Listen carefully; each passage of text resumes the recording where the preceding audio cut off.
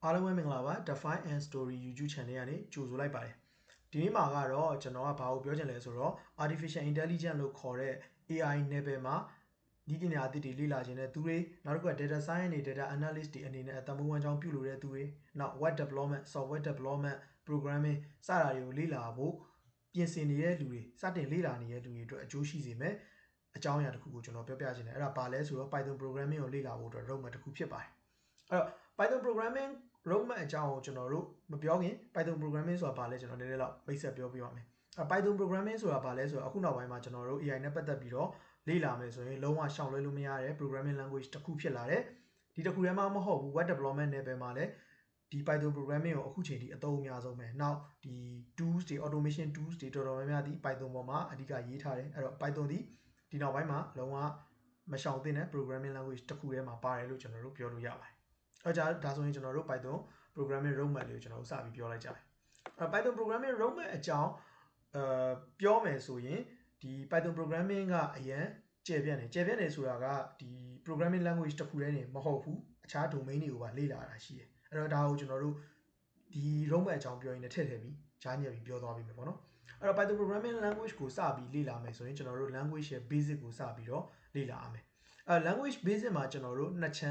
မ်းပေါ့နော်နှစ်ပိုင်းခွဲလိုက်မယ်အဲ့ဒါဘာလဲဆိုတော့ကျွန်တော်တို့အဲ့ဒါဘာလဲဆိုတော့ကျွန်တော်တို့ဒီမှာဆိုရင် language fundamental လို့ခေါ်တဲ့ language ရဲ့အခြေခံအပိုင်းပေါ့နော် language ရဲ့အခြေခံအပိုင်းရှိမယ်နောက် language specific လို့ခေါ်တဲ့ဒီ language မှာအခြား language တွေနဲ့မတူဘဲထူးခြားနေတဲ့အချက်အလက်လေးရှိတယ်အဲ့တော့ဒါလေးတွေကိုပြောမယ်ပေါ့နော် basic မှာအဲ့တော့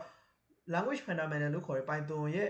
language fundamental ကိုစလေ့လာမယ်ဆိုရင်ကျွန်တော် syntax ပေါ့နော်သူ့ရဲ့ရေးထုံးသက်ပုံကိုကျွန်တော်တို့စပြီးတော့လေ့လာရမယ်နောက်ဒီမှာပါတဲ့ variable တွေဆိုတာဘာတွေလဲ data type တွေဆိုတာဘာတွေလဲဒါတွေကိုဆက်ပြီးတော့လေ့လာရမယ်နောက် function and condition ပေါ့နော်အဓိကဒီ Python မှာရေးတဲ့ function ဆိုတာဘာလဲနောက် conditional လို့ခေါ်တဲ့ if else စစ်တာတွေဒါတွေကိုကျွန်တော်တို့ဘယ်လိုစစ်ကြမလဲဒီရေးထုံးသက်ပုံတွေပေါ့နော်အရင်ဆိုတာနောက် loop back ဒါဆိုတော့ loop back မယ် Python မှာဘယ်လို loop back ကြမလဲတခါဘယ်လိုအချိန်ကြီးများအလုပ်လုပ်ကြမလဲအဲ့တော့ဒီလေးခုကတော့ဒီလေးခုရဲ့ syntax ပေါ့နော်အဓိကရေးထုံးသက်ပုံကိုကျွန်တော်တို့အရင်ဆုံးစပြီးတော့လေ့လာရမယ် Python ကိုလေ့လာမယ်ဆိုဒီရေးထုံးသက်ပုံကိုစပြီးနားလည်ပြီဆိုတော့မှ language specific ဖြစ်တဲ့အကြောင်းအရာတွေကျွန်တော်တို့နည်းနည်းဆက်ပြီးတော့လေ့လာရမယ်အဲ့ language specific ဖြစ်တယ်ဆိုတာကဒီ language specific ဆိုတဲ့အကြောင်းအရာကအခြား programming language တွေမှာကျတော့ဒီလို language specific ဟို feature တွေပါခြင်းမပါမယ်မပါခြင်းလည်းမပါဘူးပေါ့နော်အဲ့တော့ဒါပေမဲ့ဒီ Python မှာကတော့သူ့ရဲ့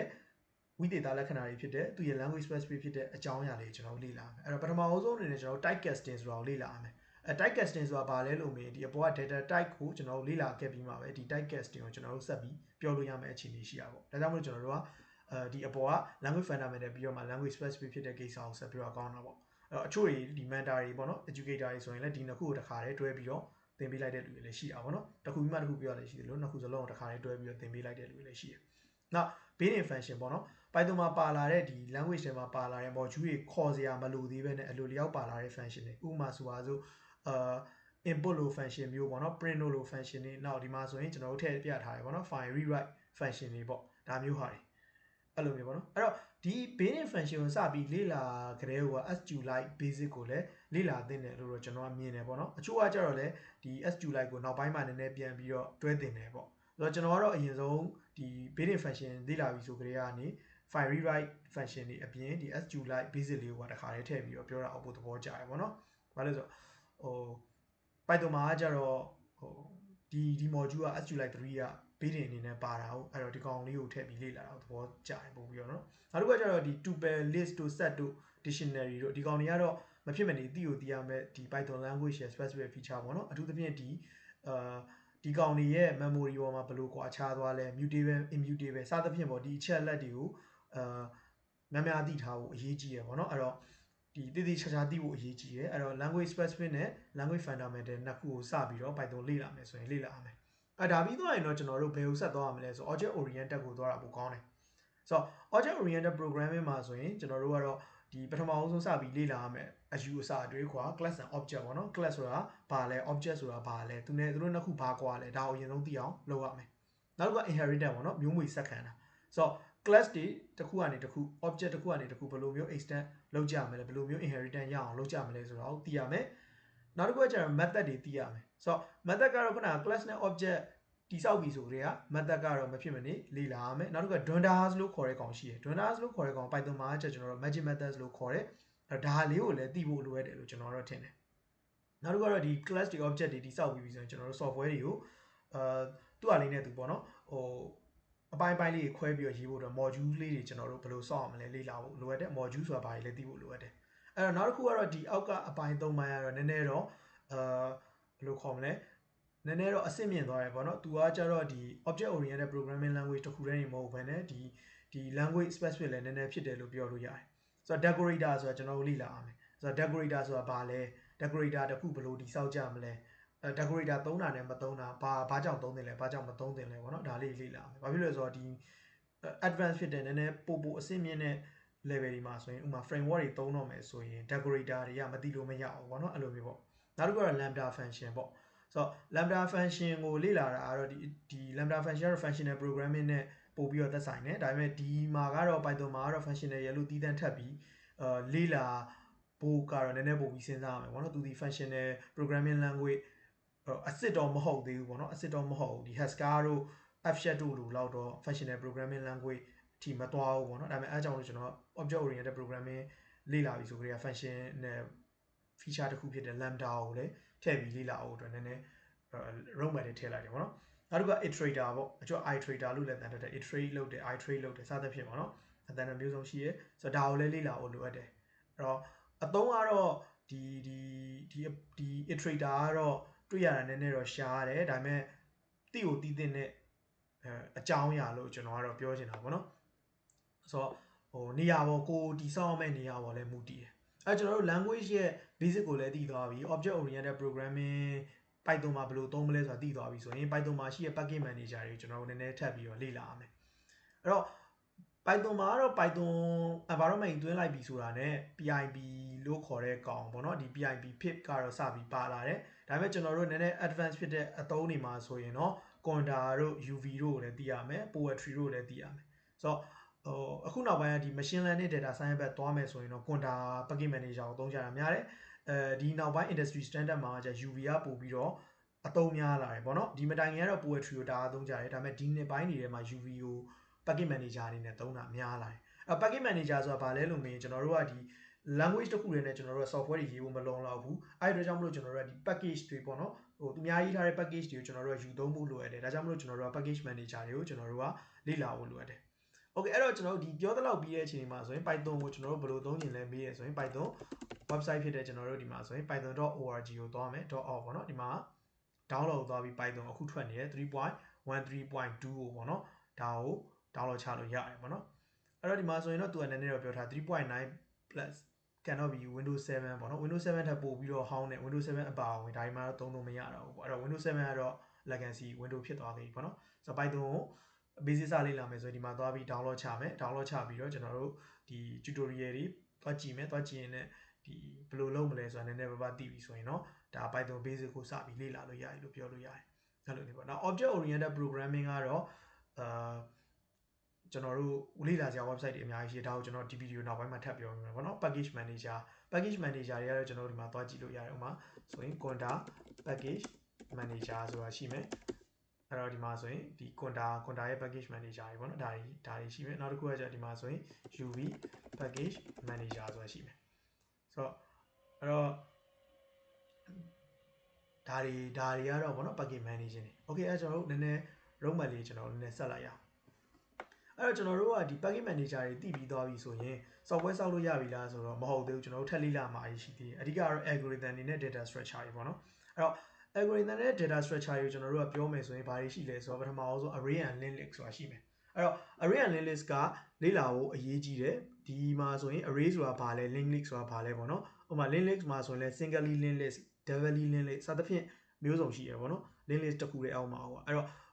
ဥပမာဆိုပါစို့ဘာကြောင့်လေ့လာဖို့သင်လဲဆိုရင် Python ကနေပြီးတော့ Python ကိုသင်လိုက်တယ်သင်ပြီးတော့မှ blockchain ကိုသွားပြီးလေ့လာခြင်းနဲ့ဆိုရင် blockchain ဆိုတာဘာလဲ blockchain ရဲ့ basic data structure က hashtag link list ပုံစံဟုတ်အဲ့တော့ link list ဆိုတာဘာမှမသိဘဲနဲ့ကျွန်တော်တို့ကပို့ပြီးအဆင့်မြင့်တဲ့ feature ကိုပေါ့နော်ပို့ပြီးအဆင့်မြင့်တဲ့အပိုင်းတွေကိုသွားလေ့လာဖို့ဆိုတာမဖြစ်နိုင်ဘူးပြီးတော့ဘယ်လိုပဲပြော software development ကိုပဲသွား blockchain development ကိုပဲသွား AI ကိုပဲသွား data structure ရဲ့ algorithm တွေမသိဘူးဆိုရင်တော့လုံးဝအလုံးမဖြစ်နိုင်ဘူးအဲ့တော့ဒီမှာဆိုရင် Python language အခြေခံကိုလည်းသိပြီးပြီ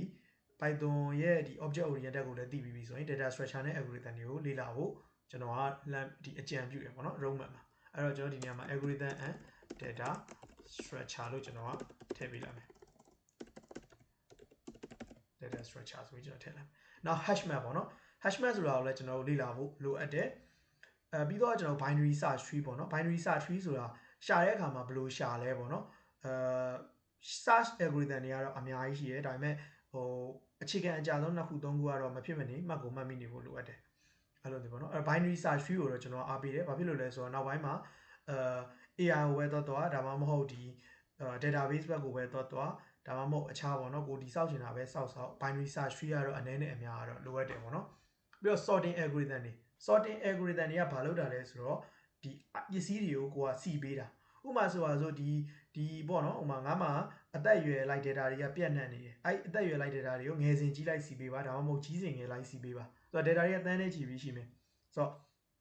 ပုံမှန်ကတော့ကျွန်တော်တို့ကတော့ advanced ဖြစ်သွားတဲ့ level ဆိုရင်တော့ဒီ industry မှာကတော့ကိုယ်တိုင် sorting algorithm ရေးတာကတော့ရှားသွားတယ်ဒီ database တွေဒီဟိုအရာမှာပါလာတဲ့ framework တွေမှာပါလာတဲ့ feature တွေအသုံးများကြရပေါ့နော်ဒါပေမဲ့မသိလို့လည်းမရတဲ့အပိုင်းပေါ့နော်ဒါတွေကျတော့ computer science နဲ့ပိုဆိုင်သွားမသိလို့လည်းမရတဲ့အပိုင်းတွေအများကြီးရှိတယ်ဥပမာဆိုပါစို့တခါတလေမှာကိုကသုံးကျင်တဲ့ကို use case ကတကယ်များလာပြီဆိုရင် maybe တခါတလေမှာဒီ algorithm တွေမသိမဖြစ်သိဖို့လိုအပ်တာမျိုးလည်းရှိတယ်ဆိုတော့အဲ့လိုပုံစံမျိုးတွေပေါ့နော်ကျွန်တော်ကတော့ဒီနေရာမှာကတော့ sorting အားဖြင့်ကတော့များများသိလေကောင်းလေပဲဒါပေမဲ့မဖြစ်မနေသိကိုသိရမယ် sorting 3ခုကတော့ Babel sort ရှိမယ် quiz sort ရှိမယ် math sort ရှိမယ်ဒီ sorting 3ခုကတော့ရင်းနှီးအသွဲထဲမှာဆွဲနေအောင်ကိုလေ့လာထားသင့်တယ်လို့ကျွန်တော်တို့မြင်တယ်အဲ့တော့အများကြီးမဟုတ်ရင်တော့မှ interview တွေမှာကတော့အနည်းဆုံးတော့ Babel sort လောက်တော့မေကွန်မေးကြတယ်ပေါ့နော်အများကြီး sorting မေကွန်အများကြီးအဆင့်မြင့်ကြီးမဟုတ်ရင်တော့မှတကယ်ကတော့ဒီထက်ပိုပြီးအဆင့်မြင့်တဲ့ sort တွေလည်းအများကြီးရှိတယ်ဒါပေမဲ့ဒီ sorting 3ခုလောက်ကတော့သိရမယ်ဒါမှမသိရင်တော့ဘယ်လိုမှရှေ့ဆက်သွားတဲ့လမ်းလို့တော့ကျွန်တော်မထင်ဘူးအဲ့တော့ okay အဲ့တော့ဆက်သွားမယ်ဆိုရင်ကျွန်တော် recursion ဆိုတာရှိတယ် recursion ဆိုတာကကျတော့ရှင်းရှင်းပြောရရင်ခုနအပေါ်မှာ language ထဲမှာပါခဲ့တဲ့ function တစ်ခုအတွင်းမှာ function ကိုပြန်ခေါ်တာအဲ့တော့ recursion ကိုဘယ်နေရာမှာသုံးသင့်လဲ recursion ကိုဘယ်နေရာမှာမသုံးသင့်ဘူးလဲဒါကိုကောင်းကောင်းသိရမယ်အဲ့တော့ဥပမာ computationally ဘောနော်တခါလေမှာကျွန်တော်တို့က server တွေဝယ်လိုက်တယ် server တွေဝယ်လိုက်တဲ့အချိန်မှာ server ဘိုးတွေရှင်းရတယ်တခါလေကျ server ဘိုးကအချိန်နဲ့တောင်းတာရှိတယ်အဲ့မှာကျွန်တော် recursion သုံးသင့်လားမသုံးသင့်လားဘာကြောင့်မသုံးသင့်ဘူးလဲဘာကြောင့်သုံးသင့်လဲဒါတွေကိုလည်းသိဖို့တော့လိုအပ်တယ်ဆိုတော့ဒီ LAN တွေကတော့နောက်ပိုင်းဘာဖြစ်သွားလဲဆို academic ပေါ့နော် academic လို့ခေါ်တဲ့တက္ကသိုလ်ပညာရေးတွေမှာဆိုရင်တော့ပို့ပြီးတော့မဖြစ်မနေသိရတဲ့အဆင့်မြင့်နည်းပညာတွေပေါ့ဒါမှမဟုတ်ဒီလုံးဝထိပ်သီးကုမ္ပဏီတွေသွားမယ်ဆိုရင်တော့ဒီထက်ပိုပြီးဒီ algorithm တွေပေါ်အခြေခံတဲ့ဒီ data structure တွေပေါ်အခြေခံတဲ့ဒါတွေပေါ်အခြေခံပြီးတော့မှ brain ပေါ့နော်အုံနောက်ကိုအလုပ်ပေးတဲ့ interview question တွေလည်းလာတတ်တယ်အဲ့တော့ဒါတွေကတော့programmer တယောက်လုပ်မယ် software developer တယောက်လုပ်မယ်ဒီ level ထဲဝင်ပြီဆိုတာနဲ့ဒီဟာတွေကတော့မဖြစ်မနေသိရမယ်လို့တော့ကျွန်တော်ကတော့ယုံကြည်တယ်အဲ့တော့အခြေခံအားဖြင့်ကတော့ဒီ data structure တွေ algorithm တွေဒါတွေတော့သိအောင်လုပ်ပါလို့ကျွန်တော်တို့အကြံပေးတယ်နောက်တစ်ခုကတော့ဘယ်လိုပဲသွားဘယ်ပဲသွားကျွန်တော် web framework တွေရဲ့ basic ကိုတော့ကျွန်တော်ကတော့သိဖို့လိုအပ်တယ်လို့မြင်တယ်ဒီ roadmap မှာအဲဒါကြောင့်ဒါကိုထည့်ထားတယ်အဲ့တော့ Python မှာဆိုရင်တော့နာမည်အကြီးဆုံး framework 3ခုရှိတယ် web development နဲ့ပတ်သက်တဲ့ website တွေတည်ဆောက်တဲ့ framework 3ခုရှိတယ်ဘာလဲဆိုတော့ Django ရှိမယ် Fast API ရှိမယ် Flask ရှိမယ်အဲ့တော့အခုနောက်ပိုင်းမှာ Flask ကသုံးတာနည်းနည်းတော့နည်းလာတယ်ပေါ့နော်ဒီနေ့ပိုင်းတွေမှာတွေ့ရတာ Django နဲ့ Fast API အသုံးကတော်တော်ကြီးတက်လာတယ်အထူးသဖြင့် Fast API ပေါ့နော်ဒါပေမဲ့ Django ကလည်းရှိတော့မယ်အဲ့တော့ HTTP ကတော့ framework မဟုတ်ဘူး HTTP က protocol ဒီ web development နဲ့ပတ်သက်တဲ့ဟာလုပ်မယ် website တွေလုပ်မယ်ဆိုရင် HTTP ဒီမဖြစ်မနေသိရမယ်အကြောင်းအရာတစ်ခုရှိတယ်တစ်ခုဖြစ်တယ်ပေါ့နော်အဲ့တော့ HTTP ကိုကျွန်တော်ဒီနေရာမှာလည်းဘိုးပေးလိုက်မယ်ဘာလဲဆိုတော့ဒီကောင်မဖြစ်မနေသိရမယ်ဟာမလို့ကျွန်တော်ယုံကြည်ရဆိုတဲ့တကယ်မှန်တဲ့အရာပေါ့နော် web development လုပ်ပြီး HTTP မသိလို့မရအောင်အဲ့တော့ကျွန်တော်ဒီဘက်မှာနည်းနည်းအပေါ်ပိုင်းကိုသွားကြည့်ရတဲ့အခါမှာဒီလိုသိပြီးသွားပြီဆိုရင်ကျွန်တော်တို့က testing ပေါ့နော် testing ကိုရေးတဲ့ software ကိုရေးတဲ့ program ဒီဘယ်လောက်မှန်လဲမမှန်လဲတိကျလားကိုလိုချင်တဲ့ result ထွက်လားဒါကိုသိဖို့အတွက်ကျွန်တော်တို့က testing library ကိုလည်းအနည်းနဲ့အများတော့လေ့လာရတယ်အဲဆိုလိုတာကမှဒီမှာဆို PyTest ရှိမယ်PyUnit ရှိမယ် Talk ရှိမယ် Node ရှိမယ်ပေါ့နော်ဒီတော့ဒီကျွန်တော်ကတော့ပုံမှန်တော့မဖြစ်မနေသိဖို့လိုအပ်တာကတော့ PyTest ကတော့မဖြစ်မနေသိဖို့လိုအပ်တယ်လို့ကျွန်တော်မြင်တယ်ဒါကတော့မဖြစ်မနေသိအောင်ပေါ့နော် PyTest ကတော့ကြံတဲ့ဟာတွေကကိုကလုံးဝကျွေလို့ခေါ်တဲ့ quality assurance quality engineer မလုပ်သေးဘူးဆိုရင်တော့ခဏခြံခဲ့လို့ရတယ် ဒါပေမဲ့ PyTest လောက်တော့မသိဘူးဆိုရင်တော့ဘယ်လိုမှတော့အလုံးမဖြစ်သေးဘူးပေါ့နော် Okay အဲ့တော့အဲ့ဒါပြီးသွားရင်ကျွန်တော်တို့ concurrency အကြောင်းလေ့လာမှရမယ် concurrency အကြောင်းလေ့လာတဲ့အခါမှာဆိုရင် multiprocessing နဲ့ asynchronous programming ဆိုတာရှိတယ်အဲ့တော့ asynchronous programming ကိုလေ့လာရမယ်မဖြစ်မနေလေ့လာရမယ်ဒါဒီမဖြစ်မနေသိကိုသိရမယ်အပိုင်းလို့ယူဆလို့ရတယ် multiprocessing ကမှသုံးရတာနည်းနည်းဟိုအသုံးနဲ့နေဦးမယ် asynchronous programming ကသုံးရတဲ့နေရာတွေအများကြီးရှိတယ်အဲ့လိုမျိုး web development မှာလည်းအများကြီးသုံးကြတယ်ကွာအဲ့လိုမျိုးရှိတယ်နောက် AI ဘက်သွားမယ်ဆိုရင်တော့ parallel computing ဆိုတာရှိသေးတယ်ဒီထဲမှာတော့ကျွန်တော်ထည့်မထားဘူးဘာဖြစ်လို့လဲဆိုတော့အဲ့ဒါတွေက AI roadmap ထဲမှာတက်ပါတဲ့ကိစ္စတွေမလို့ parallel programming ဆိုတဲ့ကိစ္စတွေကအဲ့ကျွန်တော်တို့အဲ့ဒီကနေမှဒါတွေပြီးသွားပြီဆိုရင်ကျွန်တော်ကဟိုမှာဒါတွေပြီးသွားရင် okay ကျွန်တော်developer လုပ်လို့ရပြီလား programmer လုပ်လို့ရပြီလား AI လုပ်လို့ရပြီလားဆိုတော့မရသေးဘူးဒီ roadmap တွေကအခုမှဒါ Python ကိုလေ့လာပြီးရပဲရှိသေးတယ်အဲ့တော့ဆက်သွားမယ်ဆိုရင်သူ့ရဲ့ specific professional လို့ခေါ်တဲ့သက်ဆိုင်ရာလမ်းကြောင်းတွေမှာဆက်ပြီးတော့လေ့လာစရာတွေအများကြီးရှိသေးတယ်ဥပမာ web development ကိုလေ့လာမယ်ကွာ web development မှာဆိုခုနဟို Django Flash API လောက်အခြေခံလောက်သိအောင်လည်းမရသေးဘူးထပ်ပြီးလေ့လာမယ်အပိုင်းတွေအများကြီးရှိတယ်ဥပမာဆို database တစ်ခုနဲ့ဘယ်လိုချိတ်ဆက်မလဲ web development architecture တွေဘာတွေရှိလဲပြီးတော့ကြတော့ front end back end HTML CSS စသဖြင့်လေ့လာစရာအပိုင်းတွေရှိသေးတယ်ပေါ့နော်အဲ့လိုမျိုးပေါ့ဆိုတော့နောက်တစ်ခုက AI နဲ့ data science ဘိုင်းသွားမယ်ဆိုရင်လည်းဒီဘိုင်းကအခုမှကျွန်တော်တို့ Python programming ကိုပဲလေ့လာပြီးတာဖြစ်သေးတယ် AI နဲ့ data science နဲ့ပတ်သက်တဲ့ဟို theory တွေ math သင်္ချာတွေပေါ့နော်သင်္ချာတွေ tools တွေတခုမှဒီ Python basic ထဲမှာလုံးဝမပါသေးဘူးအဲ့တော့ AI နဲ့ data science ကိုသွားမယ်ဆိုရင်သိရမယ့် technique တွေလည်းအများကြီးကျန်သေးတယ်ဟို tools တွေလည်းအများကြီးကျန်သေးတယ်ပြီးတော့ industry practice လို့ခေါ်တဲ့ဟာတွေလည်းအများကြီးကျန်သေးတယ် okay နောက်တစ်ခု DevOps ပေါ့နော်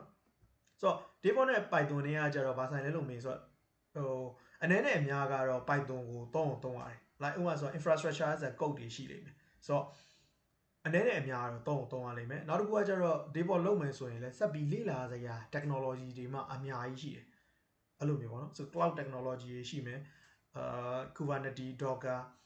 အများကြီးရှိသေးတယ် Ansible ဒါမျိုးဟာတွေပေါ့နော်နောက် security ဆို security ကလည်းသူ့ရဲ့ best practice တွေကိုလိုက်လေ့လာဖို့လိုအပ်တယ်အခုကတော့Python ကိုလေ့လာတယ် security နဲ့ဘယ်လိုချိတ်ဆက်မလဲလို့မေး security မှာသုံးမဲ့ tools တွေ